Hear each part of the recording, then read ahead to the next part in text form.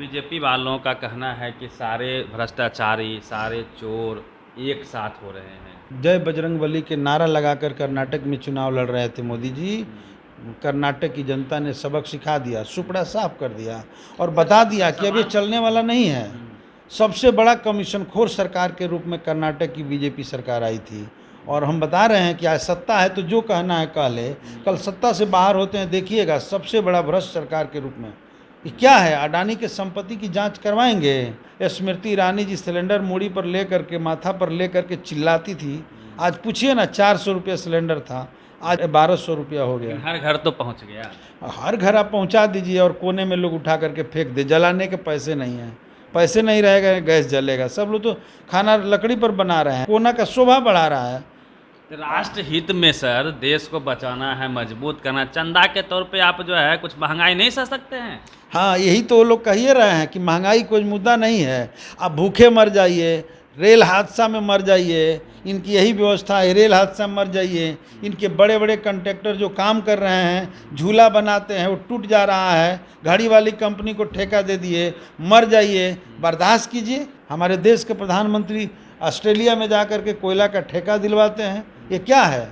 आज तक हमने ऐसा नहीं देखा था। हमारे देश की पहलवान लड़कियां जो देश को गौरवान्वित करती हैं, आज दिल्ली के अंदर न्याय मांगते हुए धरना पर बैठी है अपनी इज्जत के मांग को लेकर के, और इनका एक भाजपा का सांसद जो है इनको गिरफ्तार करने की हिम्मत नहीं होता है। ये क्या हो रहा है? बीजेपी तो 9 साल बेमिसाल मना रही है सर। 50 साल के टारगेट लेके चल रहे हैं। वो तो हम तो कह रहे हैं कि जीरो पर आउट है, एक भी काम नहीं किया।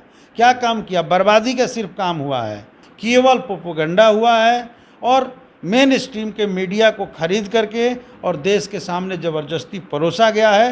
हम नंबर उनको दे ही नहीं सकते। धर्म खतरे में है।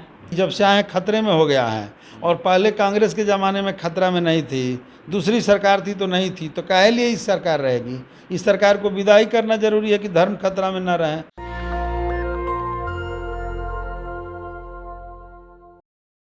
पूरे देश के विपक्षी पार्टियों को बिहार के धरती पर एक बड़ी मीटिंग होने जा रही है। हम सबसे पहले उस सब का बिहार के धरती पर स्वागत करते हैं आपके चैनल के माध्यम से, और आपके सभी दर्शकों को भी अपने तरफ से प्रणाम करते हैं।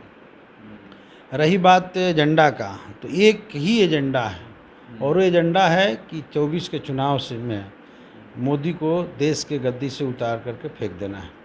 इसलिए कि अगर मोदी रहेंगे तो देश रह सकता है, लेकिन देश में लोकतंत्र नहीं रहेगा, लोकतंत्र सुरक्षित नहीं रहेगा। बाबा साहब अम्बेडकर ने जो संविधान दिया वो संविधान भी सुरक्षित नहीं है, लगातार उसमें छेड़छाड़ हो रहा है, और हमारे देश के सारे संवैधानिक संस्थानों का राजनीतिक इस्तेमाल हो रहा है। ईडी और सीबीआई का जिस तरह से आज इस्तेमाल हो रहा है, विपक्षियों को डराने की कोशिश की जा रही है, और कोई भी आदमी जो हिम्मत करके बोलता है उसको जेल के शिक्षों में कैद किया जा रहा है। तो जब लोकतंत्र ही नहीं रहेगा तो फिर इस देश का कोई मायने मतलब नहीं है। आज़ादी के बाद हमको अगर कुछ मिला तो एक यही चीज़ मिला कि इस देश में लोकतंत्र मिला, सबको बोलने की आज़ादी मिली, हमें वोट डालने की आज़ादी मिली, और हमें अपने बात कह देने की आज़ादी मिली थी। हम उस ज़माने का कभी कभी इतिहास पढ़ते हैं।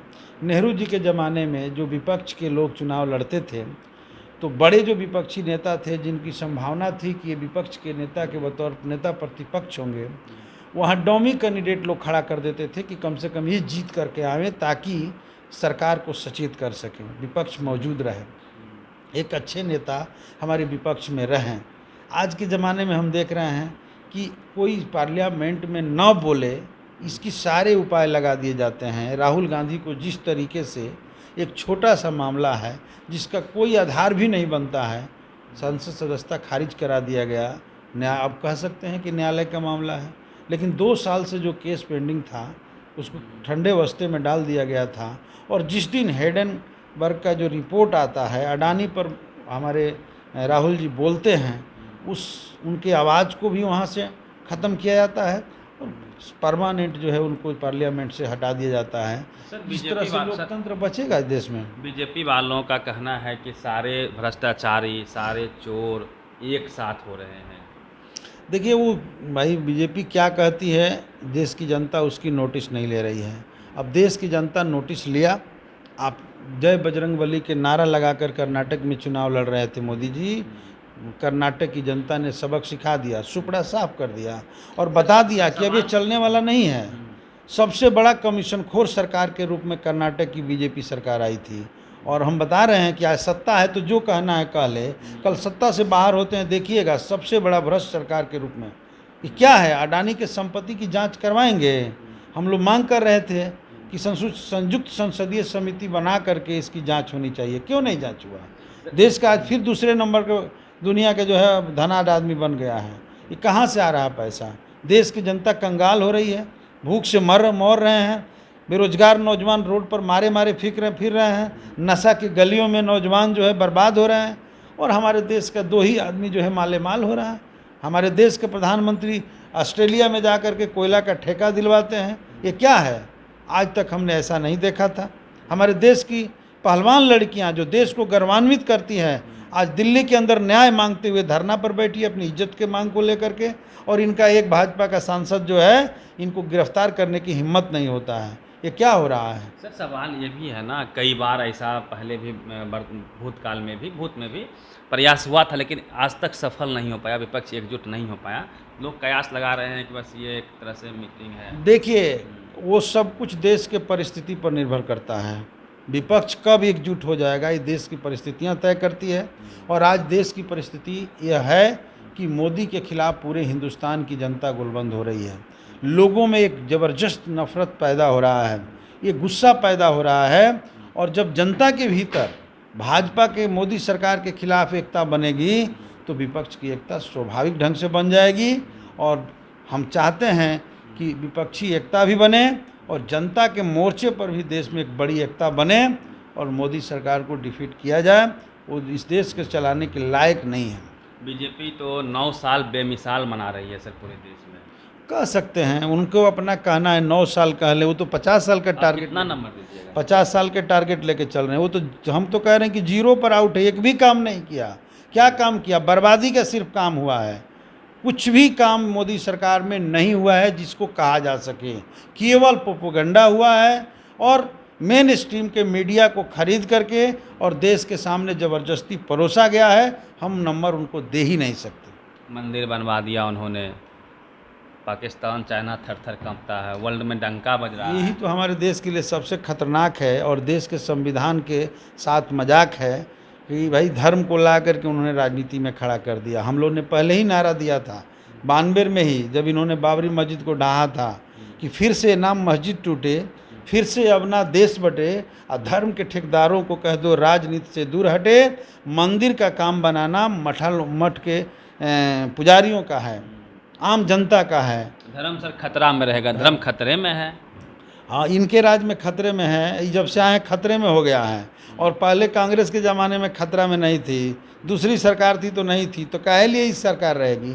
इस सरकार को विदाई करना जरूरी है कि धर्म खतरा में न रहे, तब तो भाजपा की और ज़रूरत नहीं है देश में। ये कुल मिला करके हिंदुस्तान के को बांट करके राज करना जो चाहते हैं, जनता ने इनके मानसिकता को समझा है और जवाब देना शुरू किया। हर मोर्चे पर फेल्योर है। मैं कह रहा हूँ कि इनके ज़माने में उस समय का याद कीजिएगा, स्मृति ईरानी जी सिलेंडर मूड़ी पर ले करके माथा पर ले करके चिल्लाती थी। आज पूछिए ना, 400 रुपये सिलेंडर था, आज 1200 रुपया हो गया। हर घर तो पहुंच गया। हर घर आप पहुंचा दीजिए और कोने में लोग उठा करके फेंक दे। जलाने के पैसे नहीं हैं, पैसे नहीं रहेगा गैस जलेगा। सब लोग तो खाना लकड़ी पर बना रहे हैं, गोईठा पर बना रहे हैं। हम लोग तो गांव में आते हैं ना, देखते हैं कोना का शोभा बढ़ा रहा है। राष्ट्र हित में सर देश को बचाना है, मजबूत करना, चंदा के तौर पे आप जो है कुछ महंगाई नहीं सह सकते हैं। हाँ, यही तो वो लोग कहिए रहे हैं कि महंगाई कोई मुद्दा नहीं है। आप भूखे मर जाइए, रेल हादसा में मर जाइए, इनकी यही व्यवस्था है, रेल हादसा में मर जाइए। इनके बड़े बड़े कंट्रैक्टर जो काम कर रहे हैं, झूला बनाते हैं, वो टूट जा रहा है, घड़ी वाली कंपनी को ठेका दे दिए, मर जाइए, बर्दाश्त कीजिए। नोटबंदी में भी इन्होंने कहा था कि बर्दाश्त कीजिए। आपके यहाँ भी पुल गिरा है भागलपुर में, निर्माणाधीन था हालांकि। नहीं, कहीं भी गिरा है गलत है, लेकिन मैं ये कह रहा हूँ कि ये जो लूट हो रहा है, और उसके बाद भी ये कह रहे हैं कि जो है आप बर्दाश्त करिए। लोगों ने तो बर्दाश्त किया, नोटबंदी में तनी मनी लोग बर्दाश्त किया, लेकिन इसका फ़ायदा क्या मिला। इसलिए हम जो साफ साफ कहना चाहते हैं कि देश की जनता समझ लिया है और जनता जवाब देगी। महंगाई की मार से लोग त्रस्त हैं। बेरोजगारों को कहा था कि 2 करोड़ नौकरी देंगे, कहाँ चला गया इनका एजेंडा? अग्निवीर और 4 साल की नौकरी, बताइए। वो अग्निवीर रिटायरमेंट योजना है, वो जो है नौकरी की योजना नहीं है। बेचारा जा रहा है और उसी दिन से दिन गिन रहा है कि अब 4 साल में विवाह नहीं होगा, लौट करके घर चला आएगा। ये देश के जनता के साथ मजाक है, नौजवानों के साथ क्रूर घिनौना मजाक है। और इसी के साथ नहीं, हमारे देश के सुरक्षा के साथ भी मजाक हो रहा है। और इसीलिए पूरे देश की जनता इस बात को समझने लगी है। आज जब लोग मांग कर रहे हैं, मैं बहुत महत्वपूर्ण मसला उठा रहा हूँ, लोग मांग कर रहे हैं कि पुलवामा का जवाब मोदी को देना पड़ेगा। कैसे हमारे देश में एयरक्राफ्ट जो है हमारे जवानों को नहीं दिया गया? जो देश के सेवा करते हैं उनको एयरक्राफ्ट नहीं देते हैं। अमित शाह गृह मंत्रालय में 4-4 महीना फाइल पड़ा रह गया। पे सवाल उठा रहे हैं। हाँ बिल्कुल, सेना के लिए हम सम्मान हम कर रहे हैं, लेकिन सेना को लोग मरवा रहे हैं तो सवाल सेना पर थोड़ी है, इस सरकार पर है। और जांच करके बताओ तो हमारा बेटा, हमारा भाई जो मरा है वो किसके कारण मरा है? वो मोदी सरकार के कारण मरा है। इसलिए इसका हिसाब लोग लेगा आने वाले चुनाव में 24 में, उनको बता देगा कि आपको कहाँ रहना चाहिए। घमंड में है ना। कर्नाटक के हार के बाद भी उनको समझ में नहीं आया। अभी बजरंग बली सहारा, राम का सहारा ले रहे हैं। अब राम के नाम पे वोट होगा, नहीं आएगा। न राम सहारा आएंगे न बजरंग बली सहारा आएंगे। कर्नाटक ने दिखा दिया, उनके भक्त, राम के भक्त तो नहीं आए काम। अब राम बचे हुए हैं, वो भी काम नहीं आएंगे।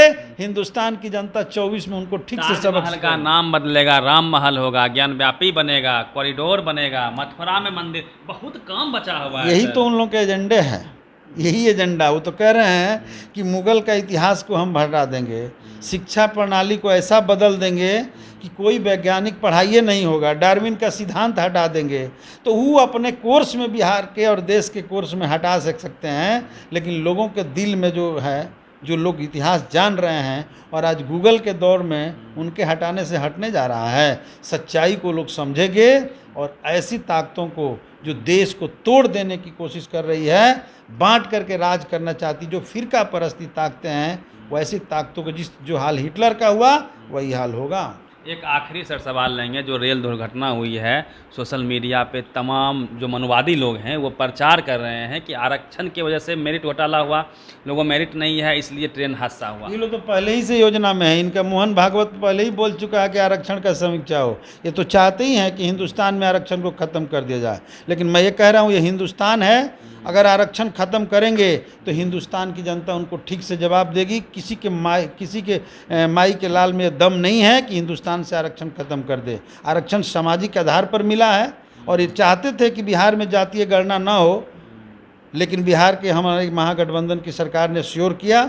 आज जरूर इन लोगों ने तिकड़म करके रोका है। ये भी जातीय गणना होगा, देश में जातीय गणना होगा। जातवाद फैलाना चाह रहे हैं। ये जातवाद, उनको जातवाद लग सकता है, लेकिन बिहार की और देश की सामाजिक स्थिति यही वास्तविकता, जिसकी जितनी ताकत है, संख्या है, उसके अनुसार उनको हिस्सा मिलना चाहिए। ये लोग चाहते हैं कि केवल अडानी और अंबानी खाएंगे, हम चुपचाप अपना अधिकार छोड़ देंगे। जब तक सामाजिक हैसियत बराबर नहीं होगा, आर्थिक हैसियत बराबर नहीं होगा, तब तक इसका लड़ाई जारी रहेगा और हम लोग उसके साथ खड़े रहेंगे।